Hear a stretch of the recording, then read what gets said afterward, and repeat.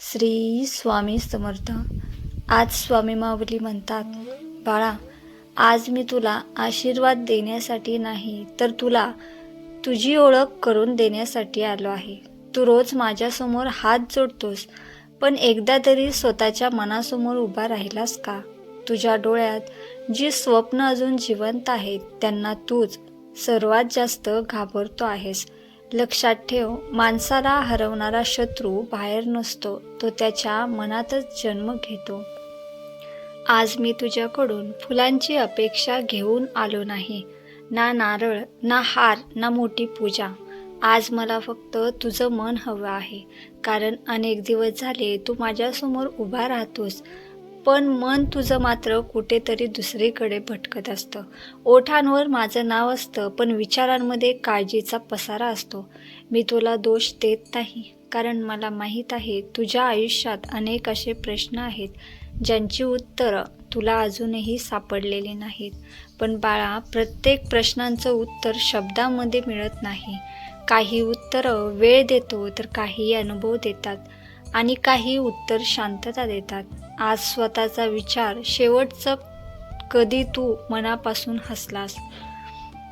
शेवटचं कधी कोणत्या भीतीशिवाय झोपलास? शेवटचं कधी स्वतःला मिठी मारून म्हणलास, मी पुरेसा आहे? तू जगाला खुश ठेवण्यात इतका व्यस्त झाला आहेस की स्वतःला आनंदी ठेवणं विसरला आहेस.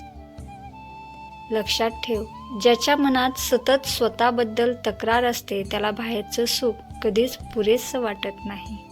स्वामींचे असेच नवनवीन संदेश ऐकण्यासाठी आपल्या चॅनलला सबस्क्राईब करा आणि व्हिडिओला एक लाईक करून कमेंटमध्ये श्री स्वामी समर्थ टाईप करा. आज मी तुला एक गोष्ट सांगतो. एक शेतकरी रोज बी पेरायचा, पण दुसऱ्याच दिवशी तो माती उकरून पाहायचा की उगवला आहे की नाही. असं करत करत त्याने प्रत्येक बी नष्ट केले, कारण त्याच्याकडे मेहनत होती पण संयम नव्हता. तूही काहीसा तसाच वागत आहेस. आज प्रार्थना करतोस आणि उद्या निकाल मागतोस. आज प्रयत्न करतोस आणि उद्या चमत्कार शोधतोस. असं नसतं बाळा. निसर्गालाही घाई आवडत नाही. सूर्य उगवण्यासाठी त्याची वेळ असते, फूल उमलण्यासाठी त्याचा ऋतू असतो, आणि माणूस घडण्यासाठी हा त्याचा प्रवास असतो. तू प्रवासातच आहे, तू मुक्कामावर नाही. म्हणून स्वतःला अपूर्ण समजून निराश होऊ नकोस. आणखी एक गोष्ट, तुझ्या आयुष्यात काही लोक आले आणि गेले. काहींनी तुला साथ दिली, काहींनी तुझा उपयोग करून घेतला, आणि काहींनी तुझ्यावर विश्वास ठेवला, काहींनी तुला कमी लेखलं.